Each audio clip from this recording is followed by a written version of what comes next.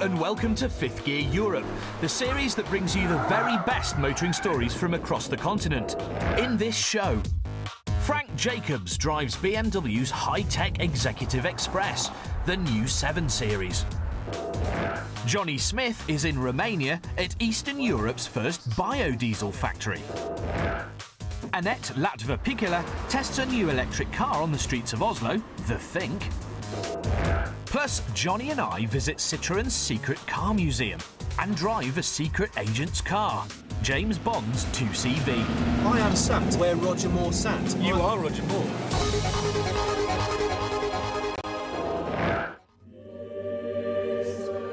This is the new BMW 7 Series.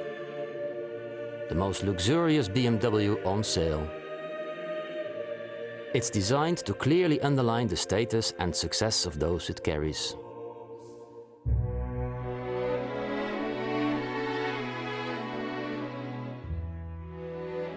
And first impressions are very promising. It's less quirky than the old one, with smooth lines and sweeping headlights in place of the previous lumpy boot and droopy eyes. It looks like a car designed for top-class executive travel. But the old one was already very good at that. So if the new 7 Series wants to be an improvement, it's got to be able to do something the old one just couldn't. Make you feel really special. And as soon as you step in, you should feel part of the lucky elite. The last 7 Series just felt like a bloated 3 or 5 Series. Loads of quality and nice textures, but nothing to distinguish itself as the flagship model. The main rival of the 7 Series is the Mercedes S-Class, which is often called the best car in the world. This needs to achieve that level of distinction. First impressions of the interior. Well, it has improved. Better materials, layout is very fine, and what I really like is the gear lever is back where it should be, here between the seats and not where it used to be. All the materials, everything is so very good that it must be said that this gets very close to the S-Class. They might get worried at Mercedes-Benz. Changes to the infamous iDrive system are another big improvement. It was originally designed to make life easier by putting all the controls in one place. But in reality was impossibly complicated. Just to turn the heating up, you had to have a degree in algebra. But now that's operated by a separate set of controls. There are also individual buttons on the console to access main menus and program favorite functions. Of course, we all know about parking sensors or reverse cameras, but this car's got more hidden cameras than a Vegas casino. The problem with a car of this size is that you have to pull the nose on a junction really onto the road before you can even see if something's coming. BMW has solved this by putting 2 sideway cameras on the front. Look at this, it's really brilliant. I can see on the left, on the right, and I know it's clear to go.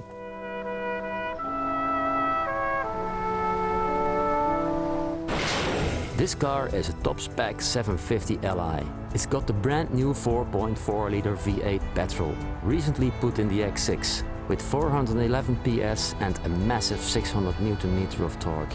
It costs a hefty 94,000 euros, so it better be good. As you might know, BMW, the M in it stands for Motorenwerken, which is German for engine manufacturers, and that's what they're good at BMW. Normally, this amount of power, you really want to hear it, but with this car it's different. I mean, listen, almost nothing. Even in this enormous long wheelbase version, the brilliant engine can pull the body to 100 kph in just 5.3 seconds and to a limited 250 kph top speed. The new 7 Series comes standard with dynamic drive control. This gives you control over most functions in the car, like the steering, like the throttle response, like the shifting and also the dampers. You go from normal to comfort to sport or sports plus even. Combined with mechanical changes to the suspension layout, this 2-ton car handles like something much smaller and lighter. If you would blind me and tell me that I'm driving the latest 5 Series, I would believe you. It's really nimble for a big car like this. After having driven it all day, I am convinced. With great handling, top-class refinement and cool gadgets, this car is really close to perfection. For the first time in its life, the 7 Series offers a serious alternative to the Mercedes S-Class, because it really does feel special.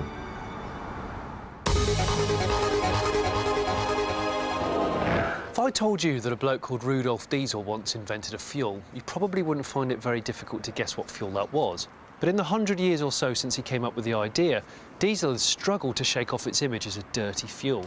But that was never meant to be the case.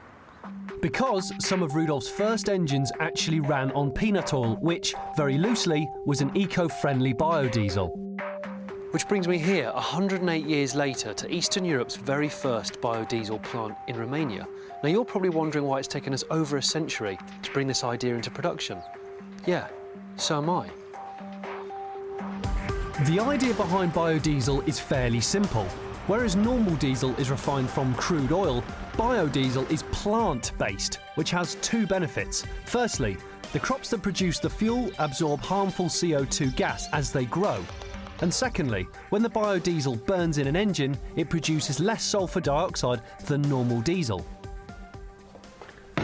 But to really understand the importance and science behind it, I need to meet a man who's second only to Rudolf Diesel in terms of expertise. Meet Daniel State, Executive Director of Procera Agrochemicals. He gave me a personal tour of the plant, starting with a delivery of the raw material. What's this here? This is a bridge weight. All the trucks are coming here. They are weighted, and everything is going to a computer. What does it come in as? It's the oil. It comes in Yes. as an oil, so it's Vegetable oil. After weighing and cataloguing, the oil is pumped into storage tanks, which are heated to stop the oil thickening in the harsh Romanian winters.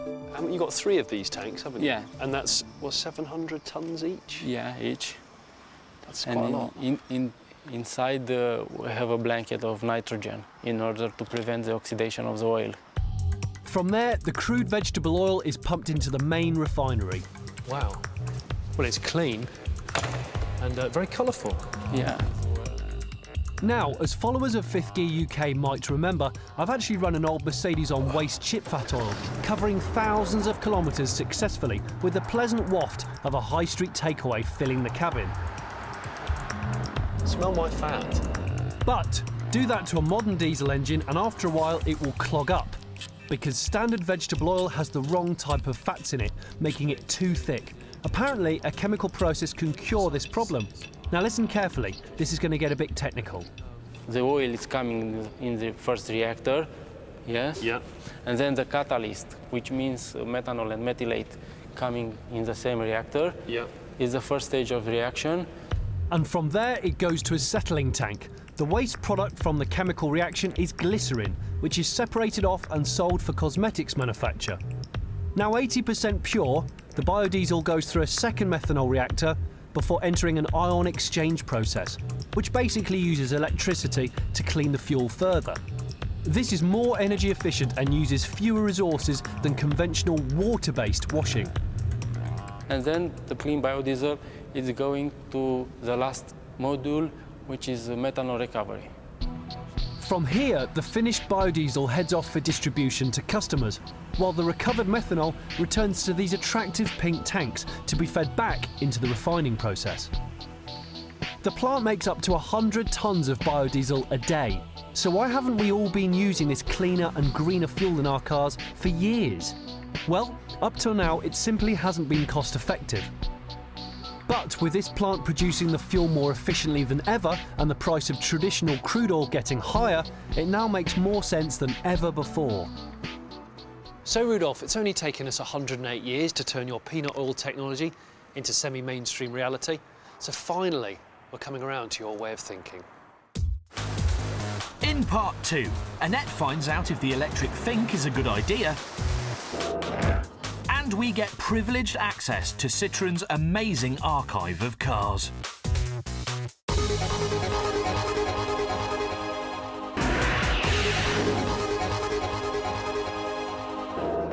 If you sat down and designed a city car, it's unlikely that you would come up with machines like these. They're noisy, easy to damage, and pollute the atmosphere even when they're not moving. Not very clever at all. What would be much better is something pollution-free and silent, like this, the Think City electric car. It's from Norwegian manufacturer Think, and it's very clever indeed. While most older electric cars use lead-acid batteries, this uses lithium polymer batteries, just like in your mobile phone or iPod. This means it will go further on one charge, 180 kilometers between sockets. And the bodywork is also clever, because it's made of tough scratch-resistant plastic. Okay, so it might not be very pretty, but the inside is much better. Until a few years ago, Ford used to own Think. Their smart interior fittings and good quality materials still remain. So, we know it will be quieter, less polluting and harder to dent than a normal car. But how does it drive? To turn it on, I just have to turn the key. And it seems that nothing has happened, but I can see the little green light says that it's working. So all I have to do is put it in drive, come off the handbrake, and whoa, I am moving. The electric motor develops the equivalent of 40 brake horsepower, which doesn't sound like much when even basic super minis can give twice that. But it's hard to compare it to a normal car. It sounds silly, but the acceleration, it feels a bit like a roller coaster. Not because it's fast, but it seems to gather the speed from nowhere. A normal car gives acceleration in each gear, but this is just a one long pull, and I can feel the G-forces. I like it. Think don't quote a note 100 times, probably because that is its top speed. They say it can do 0 to 50 kph in around 6.5 seconds, which seems fine to me, especially when you realize it isn't exactly featherweight. I don't know how, but this tiny little car, it weighs 1400 kilos, and that's more than a Volkswagen Golf. It's a heavy car, but you don't feel it in the traffic. It feels agile because the batteries, the heaviest bit, are located low down in the car, giving the Think a nice low sense of gravity. And the good news continues. If you thought electric cars like this save energy by not having any luxury, then you are wrong. I have a heater, electric windows and mirrors, ABS, airbags, and a CD player.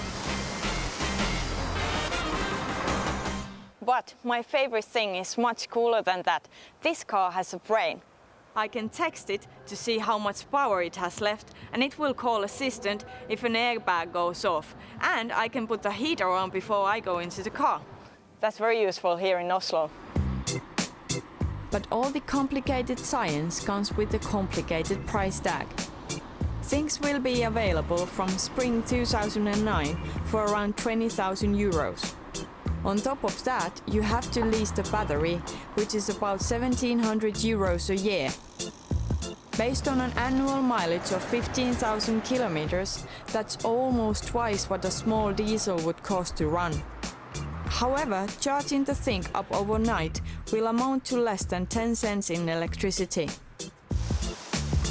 So even though it seems expensive, it will make sense to some people, especially with some countries now offering tax breaks and free parkings for cars like this.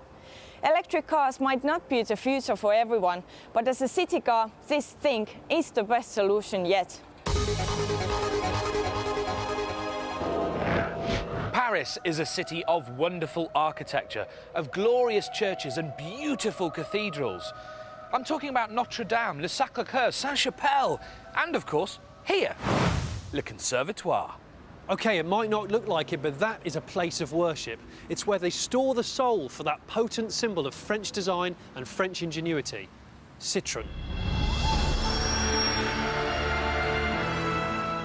Le Conservatoire is not open to the public.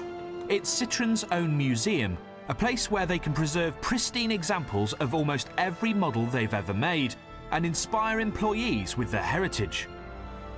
There are 300 immaculate cars here, as well as numerous mementos charting the heritage of the company, started by this man.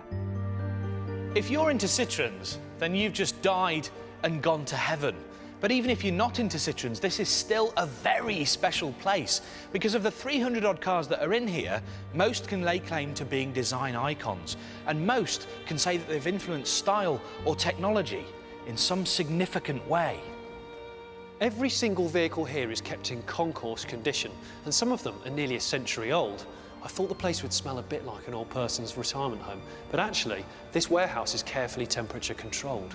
Right, let's get on with it then. OK, you go that way, and I'm going to go this. See you later. And we'll start with the first Citroen. At the end of the First World War, André Citroen stopped making ammunition and started making this, the Type A. It was revolutionary for its time because it was specifically aimed at the masses. And it was also the first low-cost car that came with posh equipment as standard, so the peasants of 1919 can enjoy such luxuries as an electric starter motor, lights, a bonnet and a spare wheel.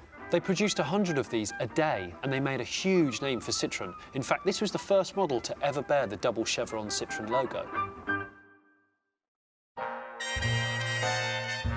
But the car that established Citroën as a style icon was this, the Traction Avant, the first car to demonstrate any sort of aerodynamic bodywork.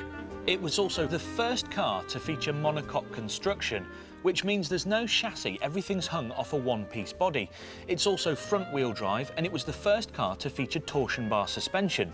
It was considered massively avant-garde right up until 1955, when Citroën, frankly, pushed the envelope even further. In 1955, Citroën gave us this, the radical, beautiful DS, or if you're French, pronounced déesse, meaning goddess. It's as French as croissants, Coco Chanel, and kissing with tongues. Its advanced design rocked the world when it was launched at the Paris Motor Show. In the first 15 minutes, a staggering 743 orders were made, a total of 12,000 by the end of the day. These were the first production cars to feature front disc brakes. They had headlamps that moved when you steered. They were the first mass-produced injection cars, and they had hydro-pneumatic suspension to give it that magic carpet ride. Now this is one very special DS. It was a one-off rebody by a guy called Henri Chapin, and not only was it used by President de Gaulle, but it was also later the ride of President Pompidou. I wish we had smell-o-vision, because this car smells of history. It's also got some of the most comfortable seats I think I've ever experienced. They're hugely soft, and the details are just brilliant. Look, there's a little jump seat, probably for a bodyguard or something, and of course, the obligatory place to keep some champagne. It is very cool.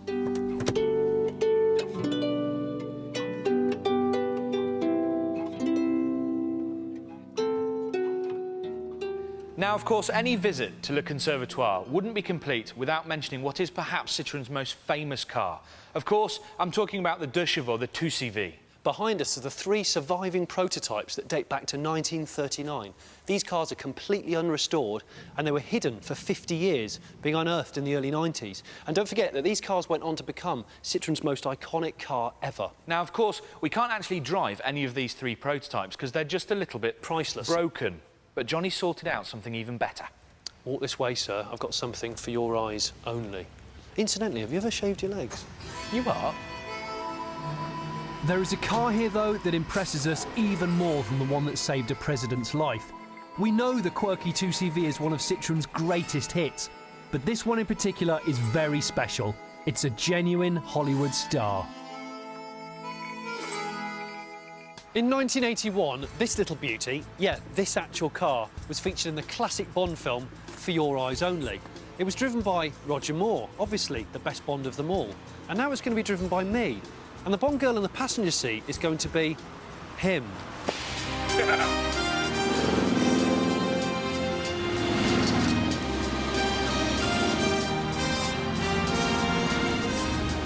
So here we are. Yeah, this is awesome. I am sat where Roger Moore sat. You are Roger Moore. I am Roger Moore. This is probably one of my dream cars of all time, and one of the least likely Bond cars.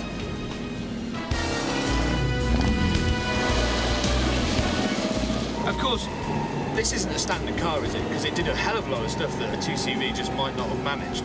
Oh yeah, I mean, they did modify them. For a start, this doesn't sound like... This is a...